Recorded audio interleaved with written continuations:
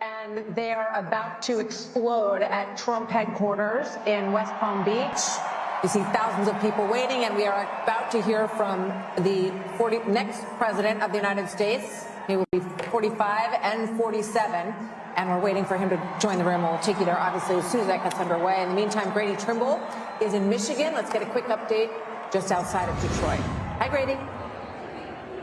Hey, Martha. Yeah, people were getting a little bit tired here, but then the call for Pennsylvania was like a jolt of electricity through this room at the Michigan GOP watch party, and the crowd started chanting USA. They started chanting Trump, Trump, Trump, as it now appears he will be the 47th president of the United States. Now, in addition to Trump and the call for him in Pennsylvania, they're also excited about the possibility that Michigan could be the state that tips him over that magic 270 number. We're also following a very close Senate race here in Michigan, and they're feeling very confident about that as well. Republican candidate Mike Rogers looks like he could cruise to victory with the help of former President Trump. Democratic candidate Alyssa Slotkin, she went out to her crowd at her watch party at around 12:30 tonight and told them to go home and go to sleep, where here they extended this ballroom venue all through the night if they had to, and now it looks like the crowd is fired up as they await former President Trump taking the stage. Okay, Grady, thank you. It is really important to point out how big the coattails could be tonight. Think about Bernie Moreno in Ohio. Was thought dead in the water against Sherrod Brown. He wins. We have right now at this hour, as Grady mentioned, Mike Rogers in Michigan is up. Looks like he is getting closer. We haven't made a call there yet. Hovde in Wisconsin, leading right now. Sam Brown in Nevada is closing in on Jackie Rosen. Wow. We're talking about historic numbers here. If all of these dominoes fall, you're talking about a Senate that could be 54-46, 55-45. That wasn't in the cards. That wasn't on anybody's bingo card when you came into election night. But these candidates have all fought really strong races, and they have all closed in a very strong way. And in fact, many of them were sort of pulling into +5, +6 in just over the last 3 weeks. So it's a fascinating part of the story. Hopefully we'll be able to call some more of those soon. Former House Speaker Kevin McCarthy says with these coattails, you could see the House going Republican as well, and that would be a part of this story as well. Let's go back out to Trace Gallagher on the West Coast with his panel. Hey, Trace. Brett, thank you. Martha, thank you as well. We've got our panel, Steve Hilton, Jody Armour, Kaylee McGee-White, and Jono Caldwell. You're talking to your panel, Brett and Martha, and we were talking to ours, and Kaylee McGee-White was struck by the whole concept that, again, Trump was undercounted. Kaylee. This is the third consecutive polling miss in a presidential cycle for Donald Trump, and we really need to be asking ourselves, why do they keep getting it wrong? And at this point, it is a choice. Back in 2016, you could argue that you were blindsided. You didn't expect it. You cannot say that anymore. This was predictable from the very start. And I think the reason they keep getting it wrong is because they still don't understand the average Trump voter. They cannot wrap their heads around why so many people support him. And it's because for a long time, actually for the past decade or so, Democrats in power didn't think they needed to. And even worse, they didn't want to. They didn't want to have to stoop down to understand the concerns over immigration, over the economy. And guess what? The American people sent a very clear message tonight that you better start paying attention, and you better start paying attention soon. We heard a lot of words, demographic. I don't know how many times we heard it, Steve Hilton, but Gianna, you talk about black voters, black male voters especially. We heard it again and again tonight, and you think it's worth talking about. I think this is a historic night. Black men will now, those who voted for Trump, will be counted as those who helped save America from further decline. I mean, Kamala Harris has tried her best to create these accents like, you better thank a union member, all of these things that she's done to try to appeal to this community, even going on Oprah Winfrey's talk show or whatever that was to say, oh, I'll pull out my gun and shoot someone that tries to come into my house. I mean, this has become nonsensical to the point that I don't know if we're looking at Medea runs for president or not. I mean, this is outstanding what has happened from the black male perspective, and I hope the Republican Party takes note. Yeah, and you talk about young males and younger voters, Jody Armour. You're a law professor at the University of Southern California. You know what young people are geared into. Are you surprised when you see these voter analysis numbers that young voters came out heavy for Donald Trump? Yeah, well, young voters can sniff out a fraud. They can sniff out somebody who's chameleon-like. She changes her position according to the prevailing winds. They didn't like that. Many across the country, young students said, for me, a red line also is mass atrocities, is collective punishment, is what I see going on in the Middle East, and I see us as complicit in. So they, were saying, I'm not just that enthusiastic. Yeah, and I'm not going to get out. I got 15 seconds for you, Steve. I just think when I see this unfold, Trace, it is just a massive victory. Oh, we got to jump back. Sorry, guys, back to you. We got Trump coming out. Trace, thank you. The Fox News decision desk can now officially project that Donald Trump will become the 47th president of the United States. The former president's comeback will be complete with a win in Wisconsin, a state that he narrowly lost 4 years ago. He is now the second president in U.S. history to win non-consecutive terms. The first was Grover Cleveland in the late 1800s. Senator JD Vance will become the 50th vice president of the United States. Voters expressed deep frustration with the Biden administration, and former President Trump and the future President Trump overperformed in urban areas, particularly with men, proving that the strategy that they've doubled and tripled down on over the course of the last few months absolutely succeeded and brought him back to the White House.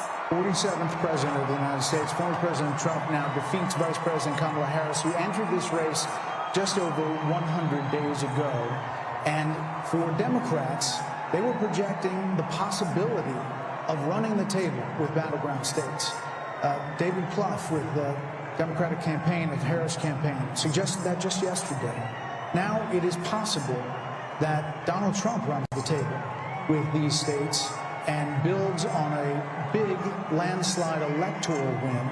We don't know where the popular vote is going to finish out, but we do know that he will be going back to the White House, and with him, Brit Hume, will be a lot of changes because he will have been there once and will know what he wants to do. He often accounts for the fact that he had so much turnover in his first term, in his term as president, by the fact that he really know Washington, and he was new to this realm that he had come to win the presidency, and he promises us that now he knows whom he wants to hire, now he knows the kind of people he wants to have around him.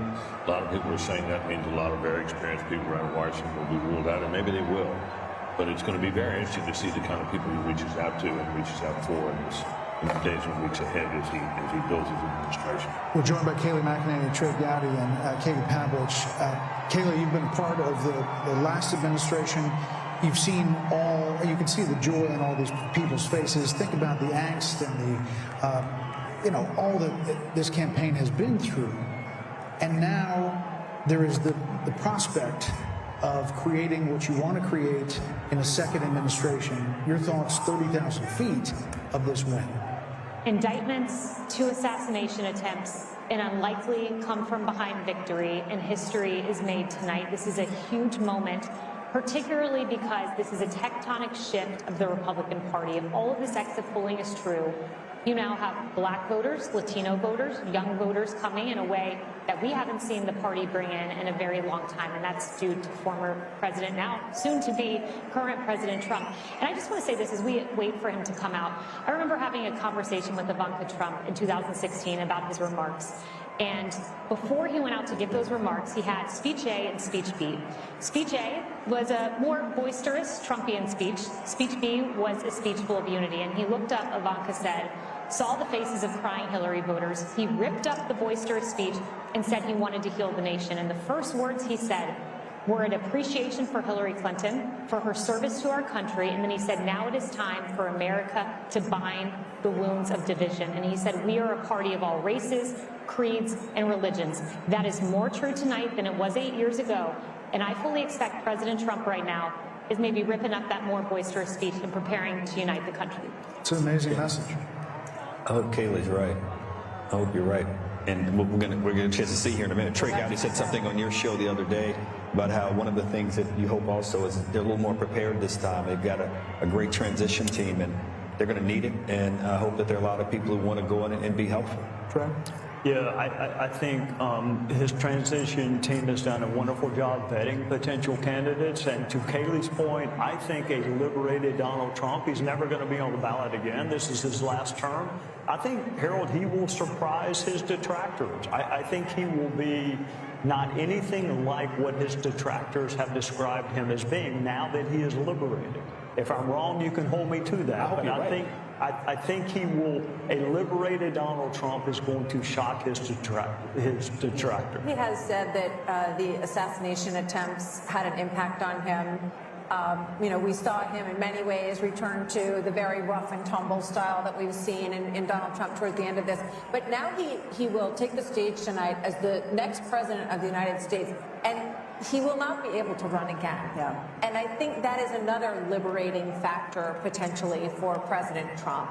Katie. We'll never underestimate the power of unfinished business. This is a president who has caught lightning in a bottle twice, and the second time around he now has a MAGA mandate. He will have a Senate that he can use to push through his cabinet appointees who can work with him on legislation, who could potentially replace a number of justices on the Supreme Court. He could build a wall. He could build a wall. He has a working group in Washington, D.C. We'll see what happens with the House, but he also has been working very hard on his transition, get the right people around him. He talks about the lessons he's learned about the first time in the White House. So this is a mandate tonight for him, and I think he should get a lot of credit for doing the work on the ground, going to these states to pull these Senate candidates across the line with them. What do you think the analysis is going to be? There's going to be a lot of time to digest all of this. We'll focus now on what the incoming president is going to say. What do you think the analysis is going to be on the Democratic Party and what went wrong? I think it's going to be agonizing. I think it's going to take a little while for consensus to form about what the party needs to do next, or what it did wrong this time. It'll be grudging at first. One can certainly imagine that if the party was smart and shrewd political voices were heeded, that there'd be some major changes in their agenda and their approach in this. And you think of the issue sets that they've tried to run on against this man that failed. They need to reconsider all of that. And I think it'll take a while. Now, our colleague and friend Mark Halperin, who's been very astute this particular cycle, he thinks there's going to be blood in the streets and people are going to be hysterical. I hope not, but it could happen. Ben?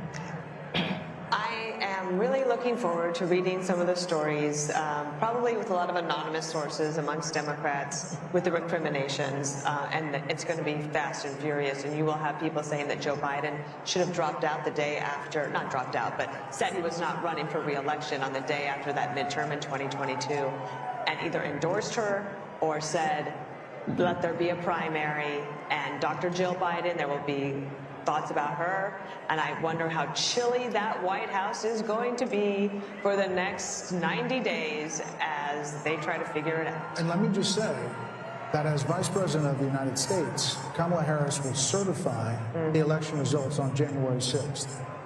A lot of irony in that moment.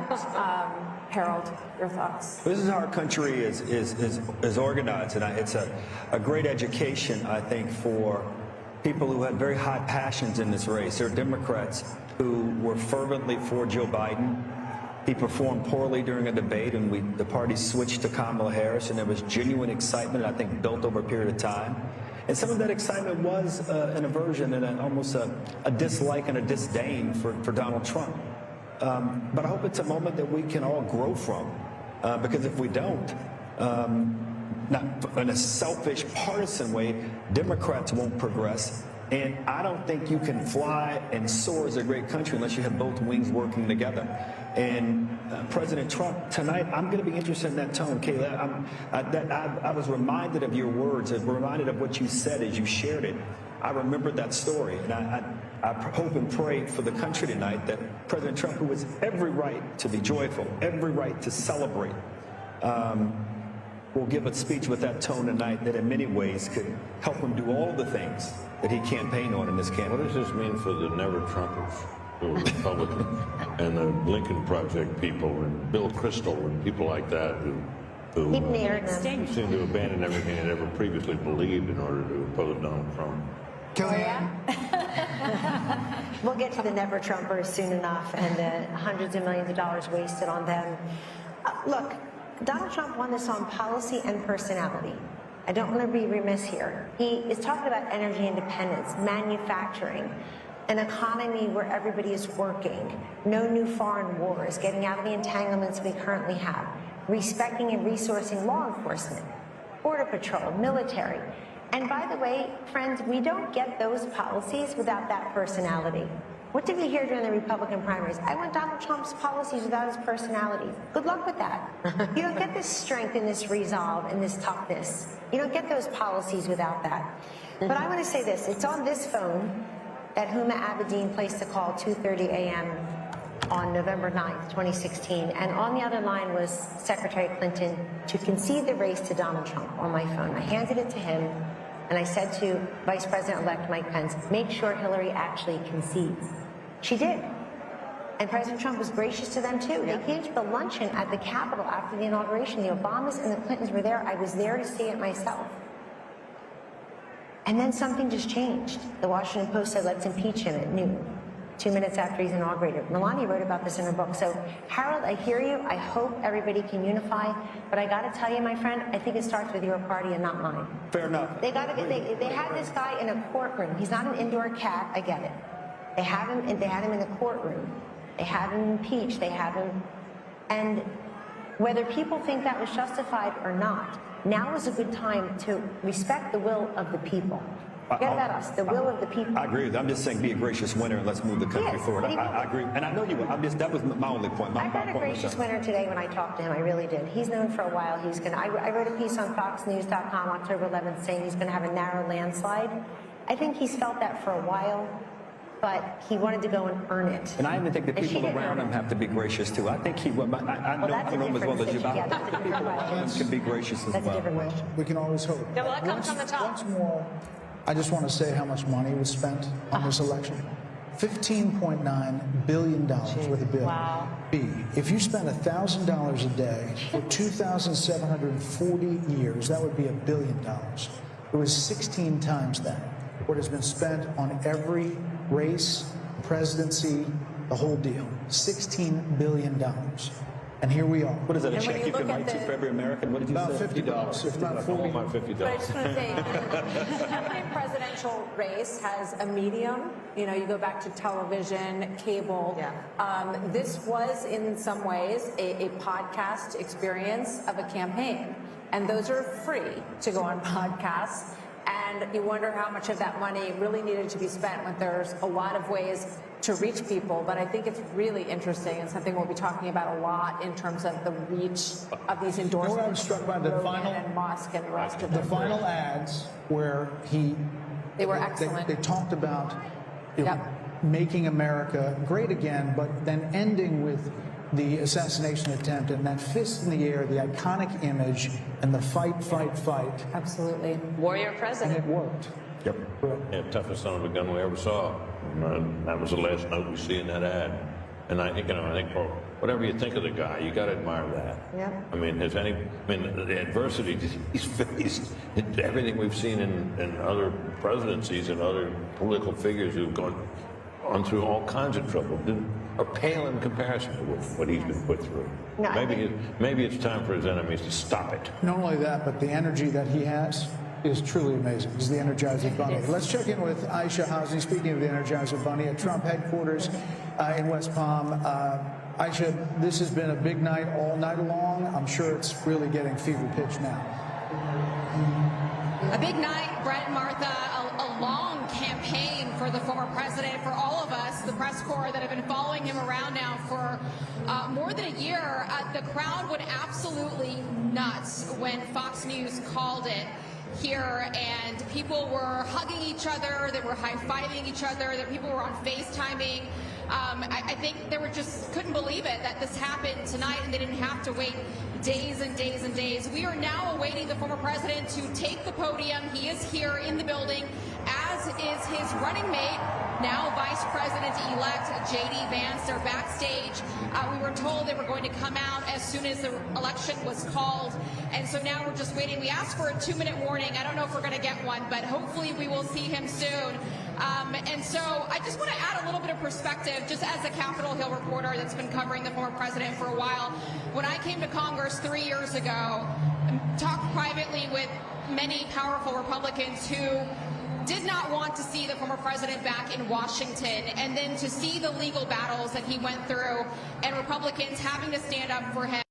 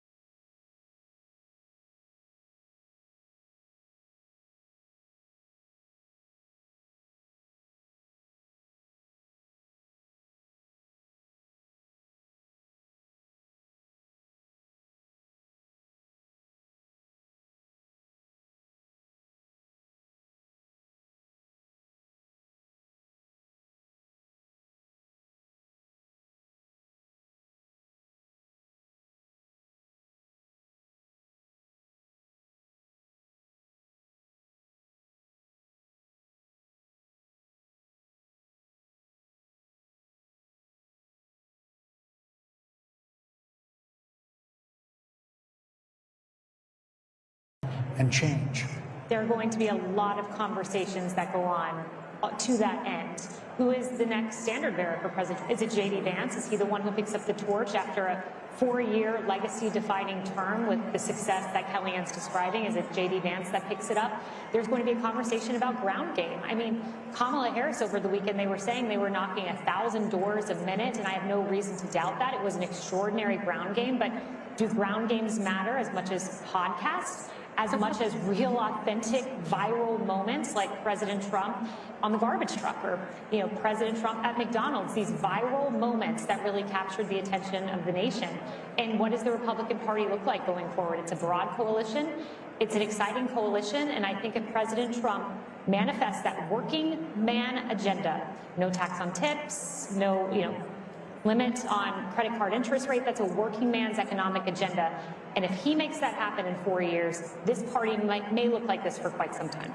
I'm struck when you're talking about the authenticity part of this, because when I think about him with the French fries at McDonald's and standing up with blood on his face, fight, fight, fight. You can't fabricate. No, consultant can create those moments, Trey. Those are organic and they are authentic. And I think that is something that Kamala Harris fell really far short on in terms of the authenticity measure. Yeah, if you had told me that a billionaire from New York would be able to connect with middle America, I would have questioned that. To my friend, the gentleman from Tennessee, autopsies are painful, especially when the patient's still alive. I wonder what the Democrat Party is going to go through in the next weeks and months, because this was a loss that I don't think anyone saw coming, not to this magnitude. So what does the autopsy look like if you're a Democrat? It's painful, but you have to have one. How did you lose, and how did you lose this soundly? The easiest way to do it for them would be to simply say, if Joe Biden hadn't clung to the job, clung to the nomination, and hidden his condition with a lot of help, they could have had an open nominating process and gotten a more attractive nominee who would have been freer to walk away from Biden policies and would have had a better shot. I mean, I think that's the easiest, simplest solution. But I'm not sure that's where they'll go. But that makes sense. I don't think you can pass over an African-American female, which is a very loyal constituency for the Democrat Party. I don't see how they could have passed over. But if he left the office and she'd run, she would have been put through a different process and would have had competition, and the whole thing would have been different. But I mean, Harold, you have a Democratic Party that's pretty old. I mean, you have Nancy Pelosi and Chuck Schumer and Joe Biden. We got Andy Beshear, you got Josh Shapiro, you got Gretchen Whitmer. That's a different kind of Democrat, and that is not the progressive Democrat that wins in a primary. So is it going to be a change in your party? Well, we nominated a Bill Clinton and a Barack Obama who were not from the old days party. So I think we'll do that. Look, tonight, what happened this evening and what's happened over the last year has been described. There were those on this panel who didn't believe that this resurrection could have occurred. So if this can happen, things are possible in politics if you're willing to change and willing to have courage and determination. And whatever Democrats or anybody want to say about this guy who's been elected our president, he personifies that courage and determination and persistence. So I think, Trey, you were asking a serious question, and Britt gave a very serious answer. I think that's going to be part of the answer. And we've got to look long and hard about whether or not the way we campaign sometimes with identity politics, then at the end, is that the right way to do it? But before you get there, you got to get a purpose and a message. And we'll get there. And we've got a long history of figuring these things out as a nation, as a party, and we'll figure it out this time. So the carnage speech got a lot of attention at the inauguration. Do we think that this speech, we're actually told that the teleprompters have been removed from the stage, so we could be in for a long haul here. We don't know. But what do you think? He's coming, but there may not be. I'm saying he goes off the teleprompter anyway. But he, the other night at the Al Smith dinner, he was upset that there were teleprompters, because he doesn't want to use them. Right. So, Dana, what does this speech look like? This one right now? Yeah. I I think look, I don't know. He's one of the most unpredictable people, too. So I think that's why we're all here, and I'm wide awake, and I've been awake for almost 24 hours now. And I am curious to see. I think I wasn't just thinking about this speech. I'm thinking about the inauguration speech, which would be 8 years since Carnage speech. He has a wide range of the types of speeches that he can give. If you think even within a speech, there's range. If you think about the RNC convention, it started off with like, oh, wow, yeah. And then after a while, it was like, wow, he's still talking. It was like so long, and it kind of got off script, and people thought, oh, he kind of lost opportunity.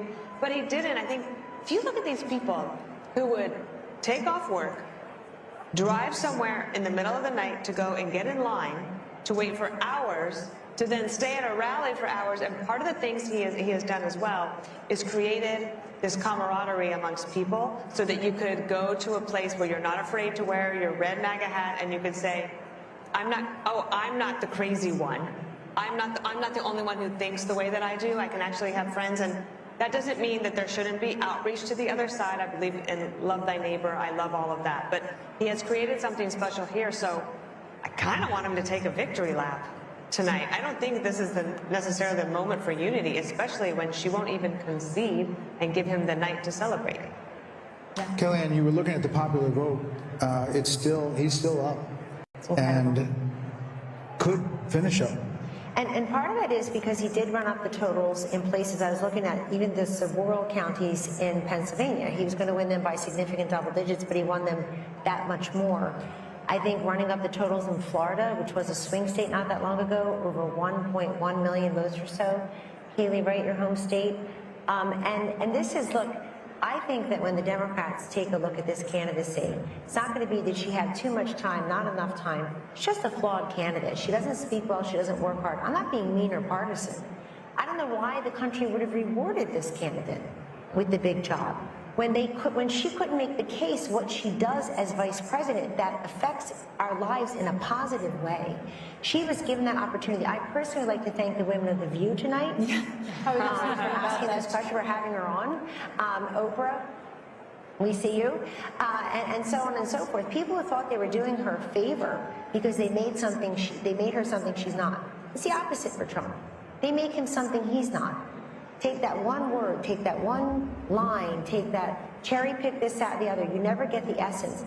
I go back, does everybody remember 5 years ago, so Laurel and Yanny, or what color dress? You hear Laurel, I hear Yanny. You see the blue dress, I see yellow dress. We were all looking at the same thing.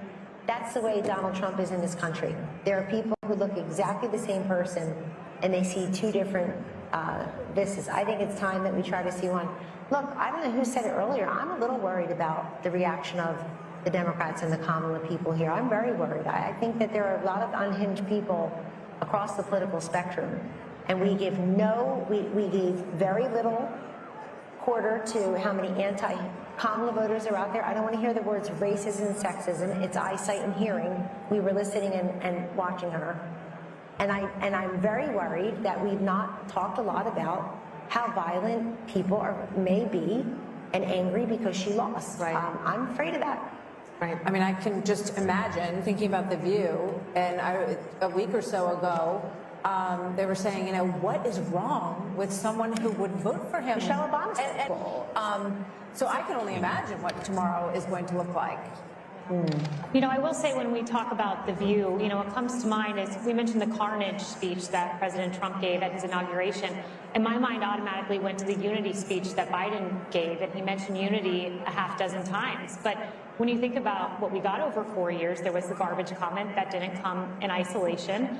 There were all kinds of comments. Neanderthal was one of the first words he used to describe those who opposed his COVID edicts. The Mark Cuban comment, he was an official surrogate of the Kamala campaign. And for, you know, as mean as some of President Donald Trump's tweets have been and people have problems with it, one thing I've challenged Democrats to find is one example of him disparaging the country, half of the country, and that's something he has not done. And so I expect you'll hear a unifying tone, and I expect you're going to see a very successful presidency and one untethered maybe from some of the things that were holding him back. What comes to mind is an Oval Office meeting that we had where Dr. Fauci was urging him not to open the country. And I watched President Trump fight vociferously, saying people are losing their jobs. We must open the country. He wanted to do it sooner than he did. I think a Donald Trump who goes with his instincts is going to be a Trump that ultimately leads a very successful country in second term. You know, Martha, Joe Biden mentioned the word unity more in his inaugural address than any president, I think, except one. If he's serious about that, he'll pardon Donald Trump. He'll also pardon his son.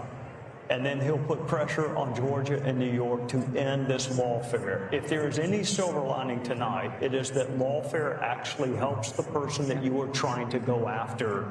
We need a justice system. The lady needs to wear a blindfold for a reason. We got to stop this prosecution of our political enemies. I mean, literally, his polls will be the Attorney General.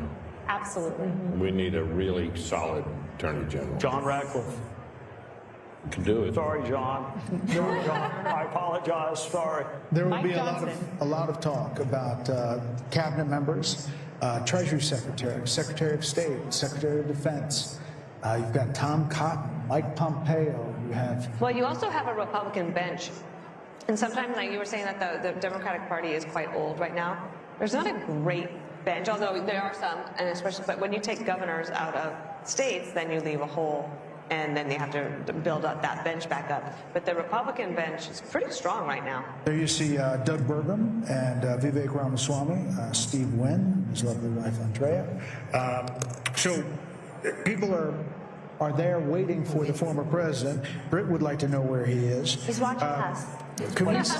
Can we say tonight, though, Harold, that the melting pot still works?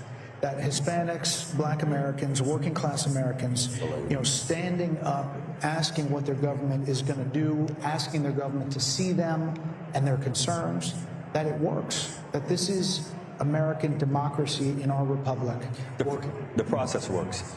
I think as we get a final account of the numbers and the coalition that President Trump won with this time, I think it'll be one that will be for the history books.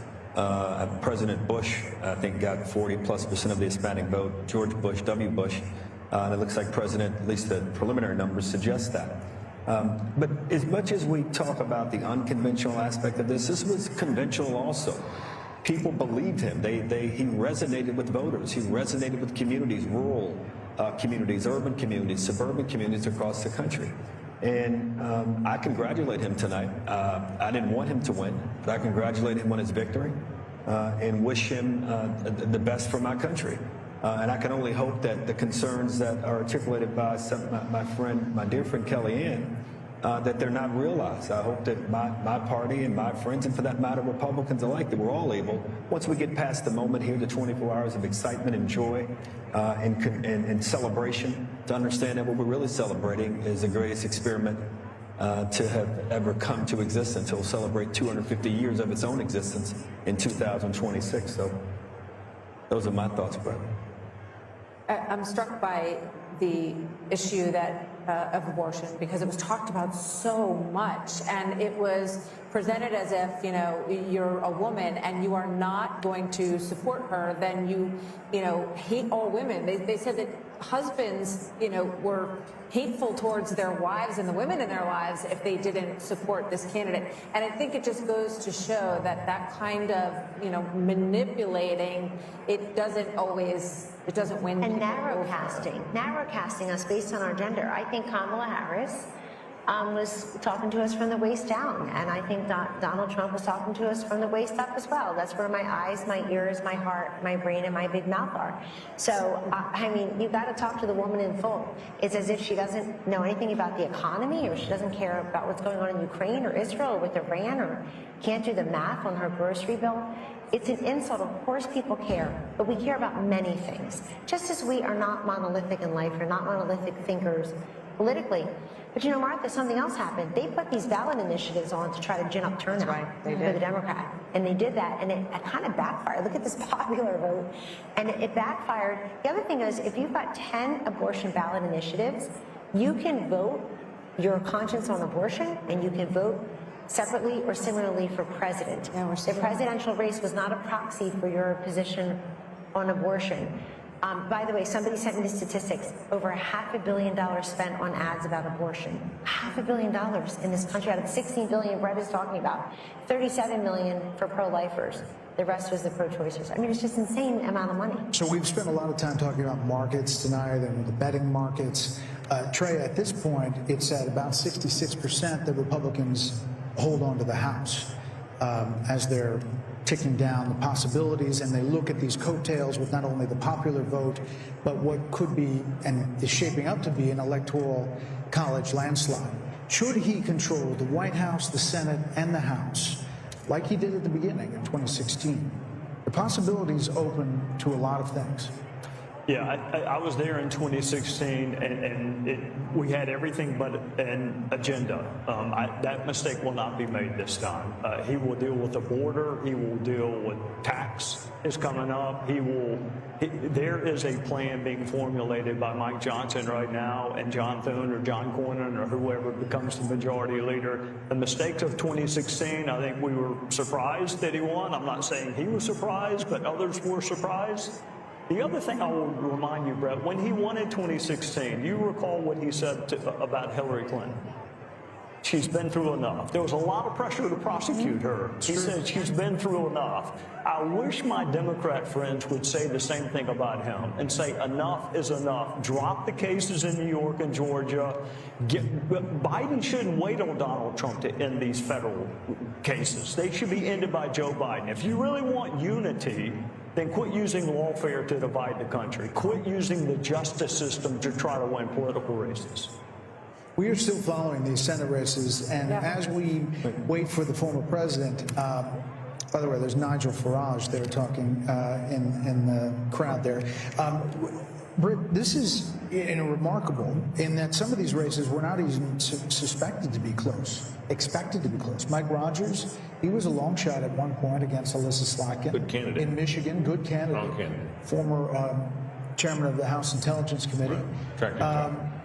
But Sam Brown was left essentially, he was not going to win. He was not on anybody's list. Nope. Likely switching. Not getting much money or attention. No, but I think he's a competent candidate.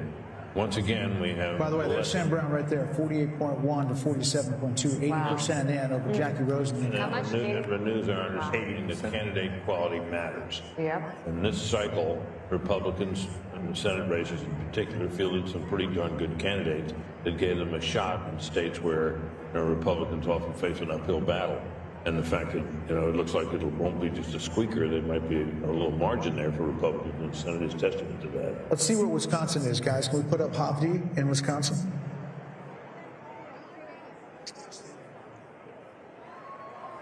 Ladies and gentlemen, please welcome President-elect Donald J. Trump, First Lady Melania Trump, and the Trump family, accompanied by Vice President-elect JD Vance, Second Lady Usha Vance, along with friends and campaign staff.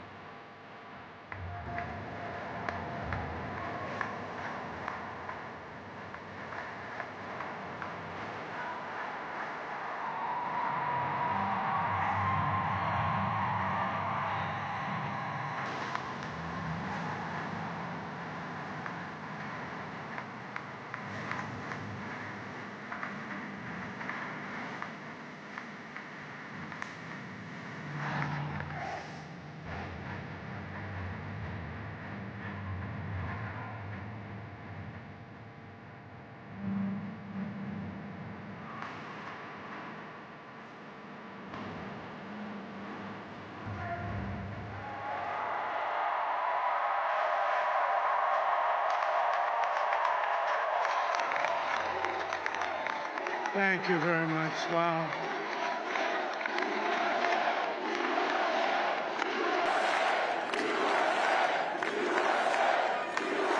Well, I want to thank you all very much. This is great. These are our friends. We have thousands of friends in this incredible movement. This was a movement like nobody's ever seen before. And frankly, this was, I believe, the greatest political movement of all time. There's never been anything like this in this country and maybe beyond.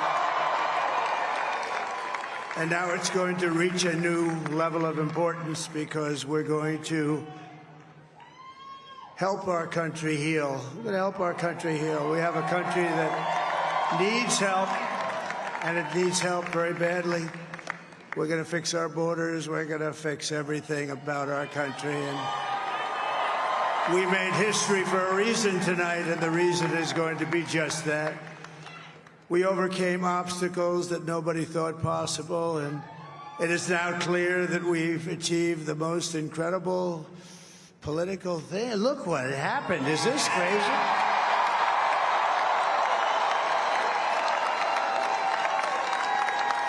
But it's a political victory that our country has never seen before, nothing like this. I want to thank the American people for the extraordinary honor of being elected your 47th president and your 45th president. And every citizen, I will fight for you, for your family, and your future.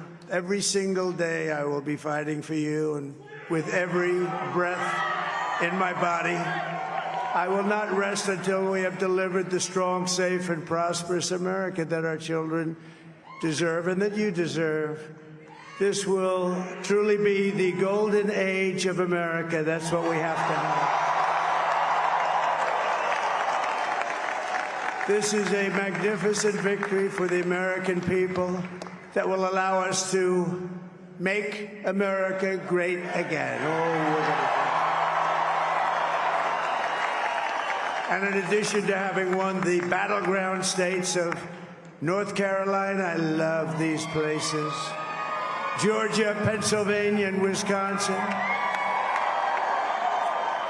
we are now winning in Michigan, Arizona, Nevada, and Alaska, which would result in us carrying at least 315 electoral votes. But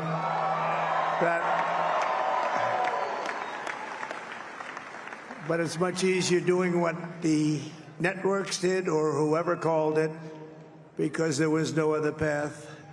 There was no other path to victory. We also have won the popular vote. That was great. Very proud of that.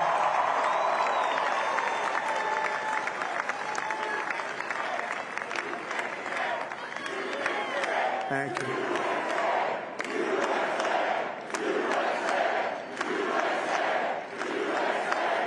Thank you very much. Thank you. And, winning the popular vote was very nice, I will tell you. It's a great feeling of love. We have a great feeling of love in this very large room with unbelievable people standing by my side. These people have been incredible. They've made the journey with me, and we're going to make you very happy. We're going to make you very proud of your vote. I hope that you're going to be looking back someday and say that was one of the truly important moments of my life when I voted for this group of people beyond the president, this group of great people. America has given us an unprecedented and powerful mandate. We have taken back control of the Senate. Wow, that's good. And the Senate races in Montana, Nevada, Texas, Ohio, Michigan, Wisconsin, the great Commonwealth of Pennsylvania, were all won by the MAGA movement. They helped so much. And in those cases, every one of them, we worked with the senators. They were tough races. And I mean, the number of victories in the Senate was absolutely incredible. And we did tele-rallies. We did tele-rallies with each one of them. And sometimes we did 2 or 3 and it was amazing to look at all of those victories. Nobody expected that. Nobody. So I just wanted to thank you very much for that. And you have some great senators and some great new senators. And it also looks like we'll be keeping control of the House of Representatives.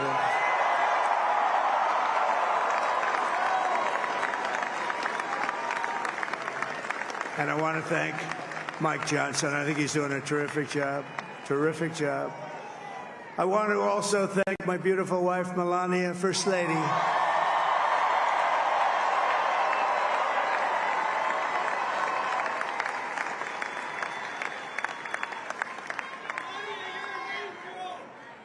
Who has the #1 best-selling book in the country. Can you believe that?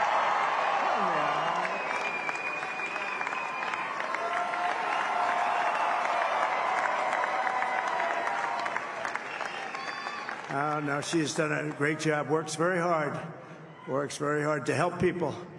So I just want to thank her. But I want to thank my whole family, my amazing children, and they are amazing children.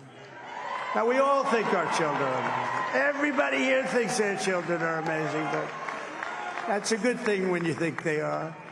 But Don, Eric, Ivanka, Tiffany, Barron, Laura, Jared, Kimberly, Michael, thank you all. What a help. What a great.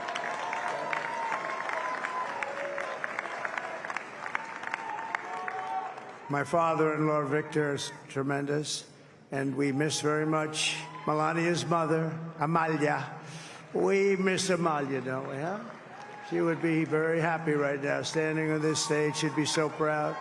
She was a great woman, that one. Beautiful inside and out. She was a great woman.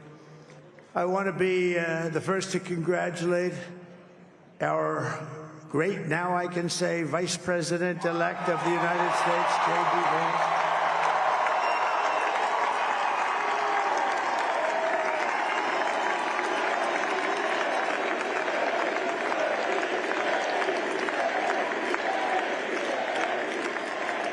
And his absolutely remarkable and beautiful wife, Usha Vance. And he's a feisty guy, isn't he? You know, I've said, go into the enemy camp. And you know, the enemy camp is certain networks. And a lot of people don't like to, sir, do I have to do that? He just goes, okay. Which one? CNN, MSDNC? He'll say, all right, thank you very much. He actually looks like, he's like the only guy I've ever seen. He really looks forward to it, and then he just goes in and absolutely obliterates them. Say a couple of words.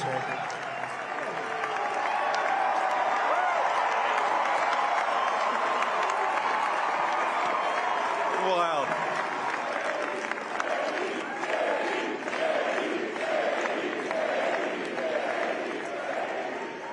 Well, Mr. President, I appreciate you allowing me to join you on this incredible journey. I thank you for the trust that you placed in me. And I think that we just witnessed the greatest political comeback in the history of the United States of America.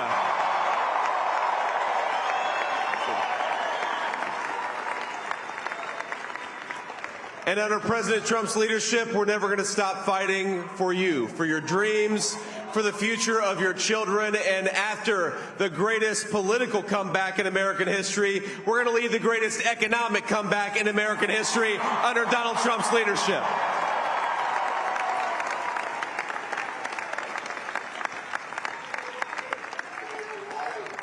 Thank you very much. He's turned out to be a good choice. I took a little heat at the beginning, but he was, I knew the brain was a good one, about as good as it gets.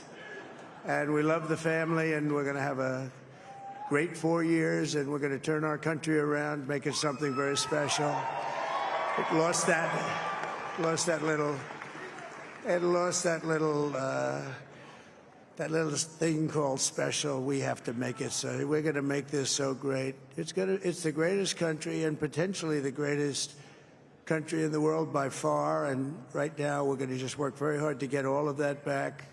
We're going to make it the best it's ever been. We can do that. If we had to wait longer, I don't know. It was going bad, and it was going bad fast. We're going to have to seal up those borders, and we're going to have to let people come into our country. We want people to come back in, but we have to let them come back in, but they have to come in legally. They have to come in legally. Let me also express my tremendous appreciation for Susie and Chris, the job you did. Susie, come here. Come here, Susie. Chris, come here, Chris. Susie likes to stay sort of in the back, let me tell you. The Ice Maiden, we call her the Ice Maiden. Come here, Chris. Come here, Chris. Susie likes to stay in the background. She's not in the background. Come here, Susie. This wasn't expected, but I just want to thank, obviously, President Trump for this journey. It was a great one, and he's a hell of a candidate, and he's going to be a hell of a great 47th president. And this team that we had, the best team, and, of course, even my boss, Susie Wiles, the best. Thank you. Thank you, and thank you, Susie. Look at her. She's shy. I've never seen her be shy before. Susie. They're great. Everybody up here is great. Everybody up here is very special. But the Trump, who did you say? Oh, let me tell you, we have a new star. A star is born, Elon. Now he is. Now he's an amazing guy. We were sitting together tonight. You know, he spent 2 weeks in Philadelphia and different parts of Pennsylvania campaigning. You know, he sent the rocket up 2 weeks ago, and I saw that rocket, and I saw it coming down. I saw it. It was, when it left, it was beautiful, shiny white. When it came down, it didn't look so pretty. It was going 10,000 miles an hour, and it was burning like hell. I said, what happened to your paint job? He said, we've never made a paint that could withstand that kind of heat. And but I saw it come down and turn around. And it was, you know, it's like 22 stories tall, by the way. It looks a little smaller than that, but it's big. And it came down, and you saw that fire burning. And I'm saying, only Elon could do this. It must be an Elon. And I tell the story. I told it last night. I had a man on the phone. I had the screen muted, no sound. I was talking to a very important man, happens to be here. And that very important guy, one of the most important people in, I would say, the country, actually. But, you know, I was president, and now it looks like I was going to be maybe president again, so I figured I could ask him to hold. So I asked him to hold. And especially because you're going to be president again, they hold. So I took the phone down, and I'm looking at the screen. I'm seeing this crazy thing that's going around and coming down. It looks like it's going to crash into the gantry. And I said, oh, no. And I said, do me a favor, do you mind holding for a couple of minutes? I want to see this. I thought it was a space-age movie or something. I put the phone down. Bad part, I didn't pick it up for 45 minutes, and he was holding. But this spaceship came down, and I saw those engines firing, and it looked like it was over. It was going to smash, and then I saw the fire pour out from the left side, and it put it straight, and it came down so gently, and then it wrapped those arms around it, and it held it, and just like you hold your baby at night, your little baby. And it was a beautiful thing to see, and I called Elon. I said, Elon, was that you? He said, yes, it was. I said, who else can do that? Can Russia do it? No. Can China do it? No. Can the United States do it other than you? No, nobody can do that. I said, that's why I love you, Elon. That's great.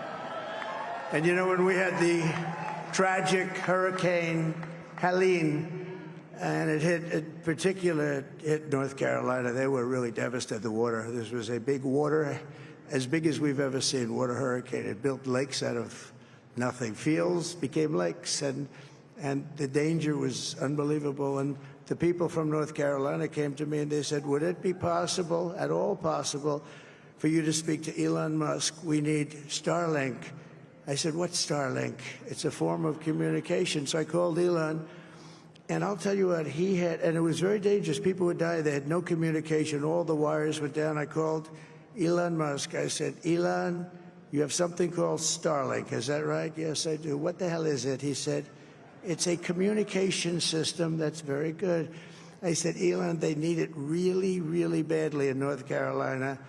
Can you get it? He had that there so fast. It was incredible. So, and it was great. It saved a lot of lives. He saved a lot of lives.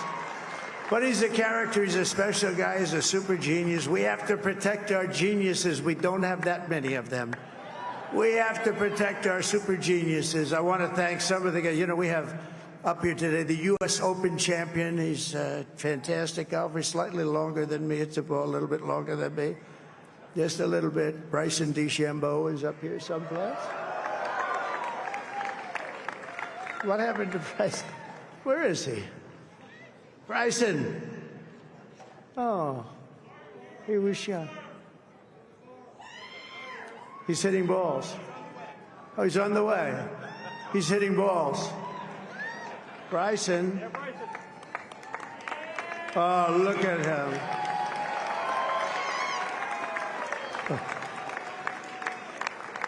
He's got a great career going. Great U.S. Open, Bryson. That's a fantastic job. And we also have a man, Dana White, who has done some job. He's a tough guy.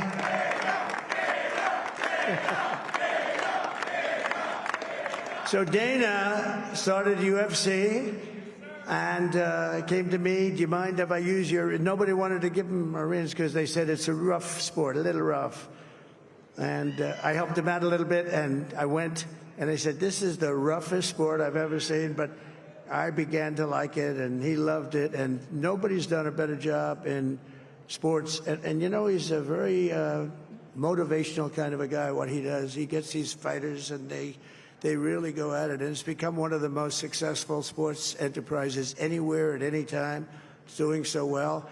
I'd like to ask Dana just to say a couple of words, because people love to hear from him. Dana,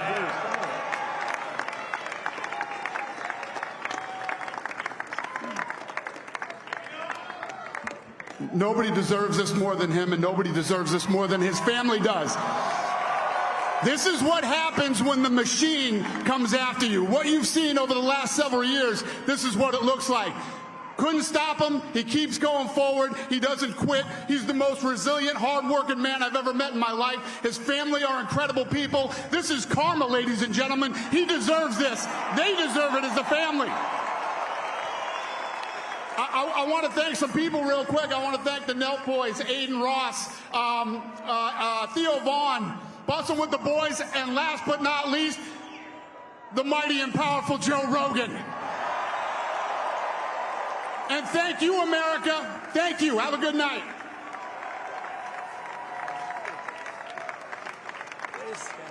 that is a piece of work. No, he's really an amazing guy. But most of all, I want to thank the millions of hardworking Americans across the nation who have always been the heart and soul of this really great movement.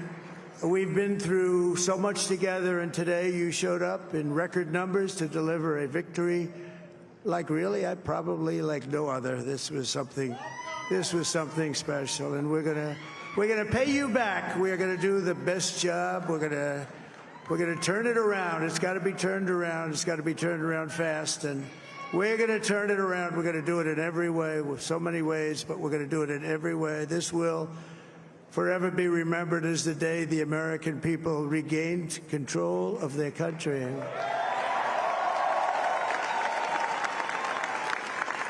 So I just want to say that on behalf of this great group of people, these are hard-working people. These are fantastic people, and we can add a few names like Robert F. Kennedy Jr. He came in. And he's going to help make America healthy again.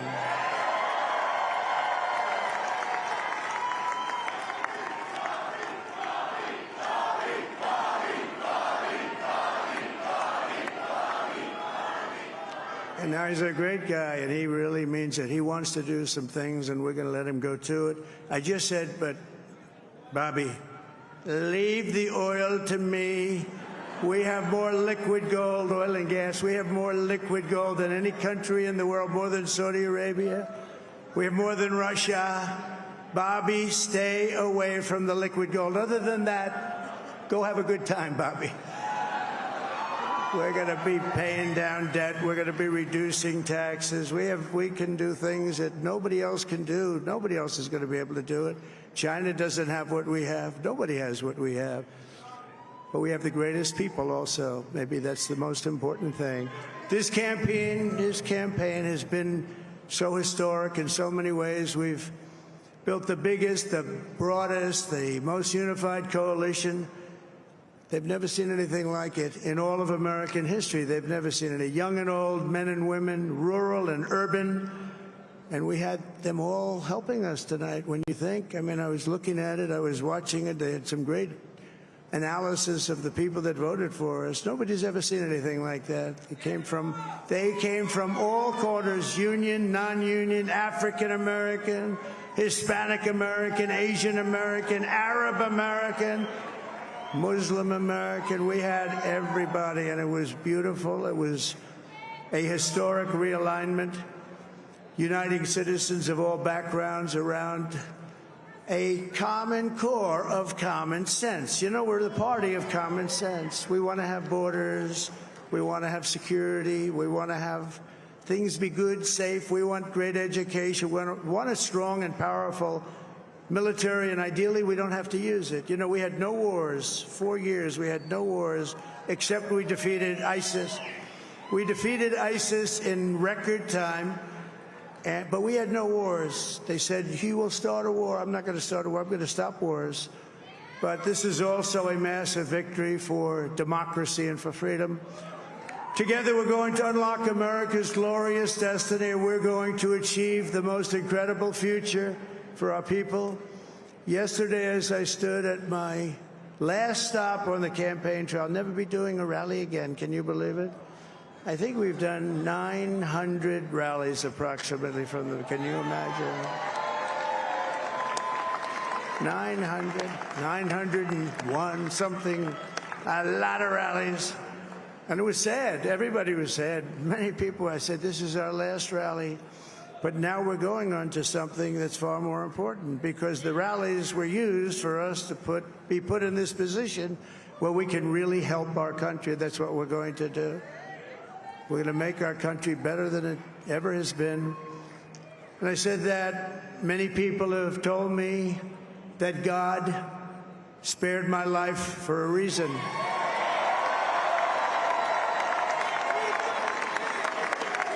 And that reason was to save our country and to restore America to greatness. And now we are going to fulfill that mission together. We're going to fulfill that mission. The task before us will not be easy, but I will bring every ounce of energy, spirit, and fight that I have in my soul to the job that you've entrusted to me. This is a great job. There's no job like this. This is the most important job in the world. Just as I did in my first term, we had a great first term, a great first term. I will govern by a simple motto: promises made, promises kept. We're going to keep our promises. Nothing will stop me from keeping my word to you, the people. We will make America safe, strong, prosperous, powerful, and free again. And I'm asking every citizen all across our land to join me in this noble and righteous endeavor. That's what it is. It's time to put the divisions of the past 4 years behind us. It's time to unite.